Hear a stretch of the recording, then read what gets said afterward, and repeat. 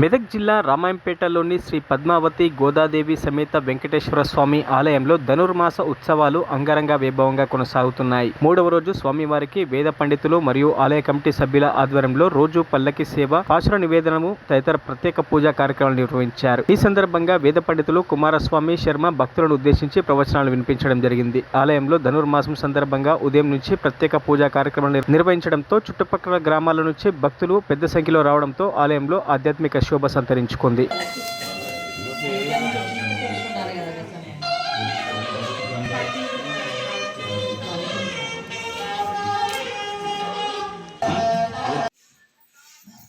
అవతరించుట అవతర అంటే దిగు అనర్థం.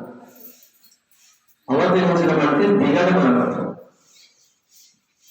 ఏదో చాలా కష్టపడుతూ ఉన్నప్పుడు మళ్ళీ ధర్మాన్ని పునఃస్థాపన చేయడం కోసమని పరమాత్మ అనేక రూపాల్లో కిందికి దిగి వస్తారు.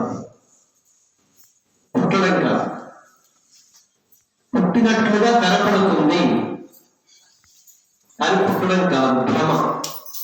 ఆ సమయంలో భ్రమలో కల్పించి పుట్టినట్టుగా కనపడుతుంది. ఇప్పుడు గర్భంలో ప్రవేశించి బయటకు రావడం అనేటువంటిది చాలా తక్కువ సందర్భాలు. ఇది అంశావతారాలు ఉన్నాయి పరమాత్మకి. మరిన్ని అప్డేట్స్ కోసం మా ఛానల్ని సబ్స్క్రైబ్ చేయండి.